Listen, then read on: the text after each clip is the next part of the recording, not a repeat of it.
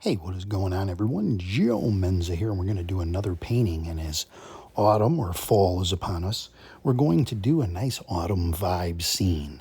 We're using the Strathmore 400 paper and the Large Ron Ranson goat hair brush. Way we get these autumn pictures immediately getting you that sensation is by using some orange. Now we can mix a variety of things. You can use yellow and red. You can use raw sienna and a little bit of red and make some orange that way. Any variety of ways and mix it up a little bit. You can even put a little brown in there. Brown is, some trees start turning brown. But for our purposes here, we're going to use mostly an orange color, sort of orange and brown, and you get that October Halloween feel. So we've used a little raw sienna here and a little bit of ultramarine blue mixed with a little bit of Payne's gray, mix it with a little bit of alizarin crimson. And I'm using the Daniel Smith palette half pans, which are a challenge to use with a bigger brush, but I enjoy them. They're transportable for me. They're at the ready. And but for you, I would say to use a tray, squeeze out fresh paint, and learn from that perspective. So we're going to go ahead and make up our nice color here of a bit of a yellow here. See a yellowy orange warm, nice warm color. We'll redden it up a little bit, just using the corner of the brush. And put a little red on there. Now this is the red. This is a brighter red. This is almost like a pyrrole red you could use Mayan orange is a really good color too. And we'll brown it up a little bit so it looks, got that autumn look to it. You know, when the leaves start to change colors, which they're doing right now already.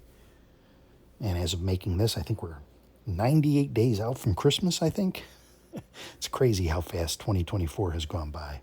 I'm going to make a little bit of brown here and I did a little bit of a pull down here. You can use a dry brush. I like to use a dry brush and create a little reflection. We're going to have some water and a little bit of burnt umber to make the dividing point. That's your ground between your foliage, your trees, and where your reflection of your water is going to be. So when you immediately throw that in there, it creates a nice division. And we'll go ahead and grab some more burnt umber and make a little bit of a little land area on both sides, keeping that light in the middle there. Keeping that nice light. We want the light here. Now, boom, zoop, we put in tree trunks. Just put that paint on the end of that brush. This is the medium Ron Ranson brush. And just straight up and make your tree trunk. One swift move. And now we go to the rigger brush. This is a very fine rigger brush I got from Michael's. If you can find this one, I highly, highly recommend it. It's just very narrow. It's like a needle. Matter of fact, let's go to the slow-mo rigger brush cam. You can see that flicking action going on. Isn't that nice? It's a beautiful thing. It's a beautiful, beautiful thing. And we'll just put these branches on there with no leaves on them. Leaves have fallen off.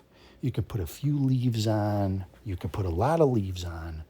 Really up to you what you want to do. I think, you know what? I think I will put some leaves on. We'll make a little reddish brown leaves. This way you can see the changing of colors. And just go ahead and just wildly flick in that brush now. And we're going to put some leaves so it doesn't really matter. You know, you can get crazy. You don't have to make exact. And we're going to cover those up. And we don't want to spend too much time on those. And of course, I'm taking my palette knife. You can use a credit card. I have a plastic palette knife. These are very inexpensive. Again, get these at Michael's. Or you can order them online in a package. And there's several different sizes of the plastic palette knife in there. And then, of course, I add a little dark. I go back and I just hit it with a little dark. And I try to scratch that so it leaves little interesting things in the trees. Like there's little holes, maybe a bigger hole, maybe a bird, an owl or something sits in that hole. And we're going to go ahead and put a little bit of green in the bottom. Why not? A little undersea green.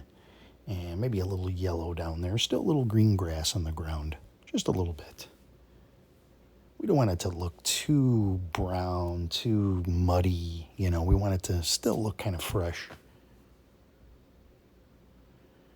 And a few more scratches with that palette knife.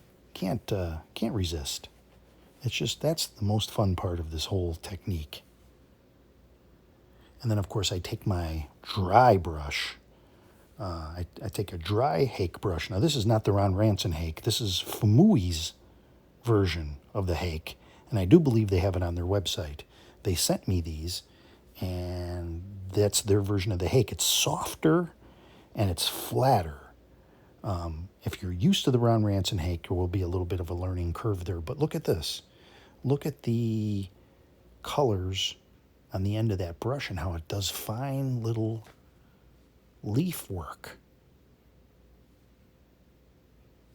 So there's a few different hakes out there you can get. And some of them are generic. Some of them are the Pro Art Ron Ranson. Then you have the Famui. And, you know, the bristle shape pattern, it's not bad to have 2 or 3 different ones on hand. They have one that has a bamboo handle. I think Famui has that one too. I might ask them if they'll be so kind as to send me some of those. They send me brushes, and I'll tell you, I've liked every brush that I've gotten out of their little travel sets, and they're really working hard. They're working hard to make some nice brushes for the artists out there. I'm taking a Q-tip. Rarely do I use a Q-tip here, and I'm swiping away some of the paint. Yeah, the Q-tip is a very nice tool to have. You just have to keep rotating it as you take the paint off. Now, I'll put a little blue down here, but I think it's a mistake.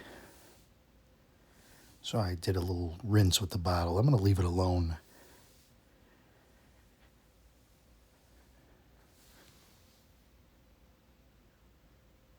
So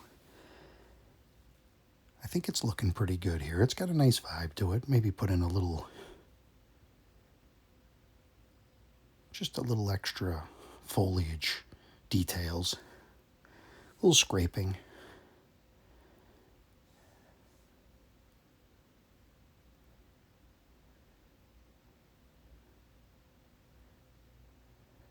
Okay, let's have a look with the mat on. Get a little paper clip at the top to hold it up.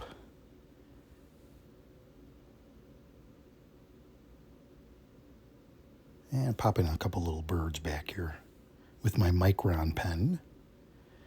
And here is the finished version. I'll sign it in the bottom. This is like a 9x12 size. So that's it. I hope you enjoyed this one. Let's zoom in. Well, that'll do it, and we'll see you on the next video.